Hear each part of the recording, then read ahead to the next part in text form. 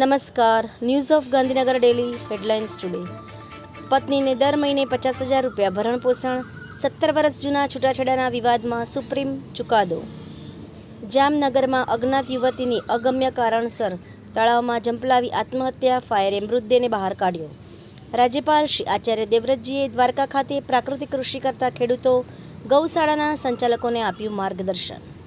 સરખી રીતે વાત પણ નહોતી કરતી સોનમ, પતિને પહેલેથી જ હતી આશંકા. રાજા હત્યાકાંડમાં માતાનો ખુલાસો. છત્તીસગઢના સુકમામાં નક્સલીઓ દ્વારા ઈડી બ્લાસ્ટ, એએસપી આકાશરાવ સહિત અનેક જવાન ઘાયલ. અમેરિકામાં હવે ટામેટા બાદ ઈંડા દ્વારા ખતરનાક બેક્ટેરિયા ફેલાયો, ખાદ્ય સુરક્ષા સામે સવાલ ઉઠ્યા. હેરાફેરી 3માં પરેશ રાવલની વાપસી, સોશિયલ મીડિયામાં પોસ્ટ બાદ ચાહકોની અટકળ. તંત્રી લેખ 2025માં અત્યાર સુધીમાં પ્રમોટર્સ દ્વારા ₹71,000 કરોડના શેરોનું વેચાણ. ટ્રમ્પે રાજ્યના ડેમોક્રેટિક ગવર્નર ગેવિન ન્યૂસમને બાયપાસ કરીને લોસ એન્જલસમાં 2000 કેલિફોર્નિયા નેશનલ ગાર્ડ સૈનિકોને તૈનાત કરવાનો આદેશ આપ્યો. દેશમાં કોરોનાના નવા 358 કેસ, એક્ટિવ કેસોની સંખ્યા 6,000ને પાર, અત્યાર સુધીમાં 65ના મોત. નડ્ડાએ કહ્યું, અગાઉની સરકાર ભ્રષ્ટાચારમાં ડૂબેલી હતી, આજે લોકો ગર્વથી કહે છે મોદી હૈ તો મુમકિન હૈ. કેરળમાં સિંગાપોરના કાર્ગો જહાજમાં આગ લાગી, 22 ક્રૂ સભ્યોમાંથી 5 ઘાયલ, 4 ગુમ.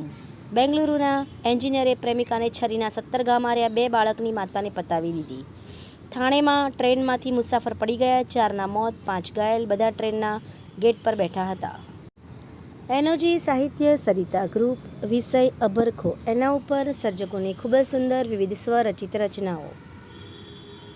ક્યાંક ભયંકર ગરમી તો ક્યાંક પડશે ભર ઉનાળે વરસાદ. 20 મુસાફરો ભરેલું વિમાન અચાનક ક્રેશ, માંડ બચ્યા લોકો.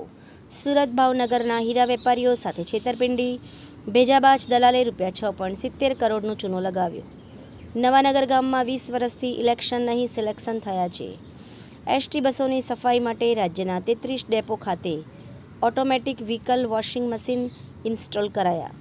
મુખ્યમંત્રી ભૂપેન્દ્ર પટેલે પાટીદારોનું ગૌરવવંતું રજવાડું સોનાની હાટડી પુસ્તકનું વિમોચન કર્યું.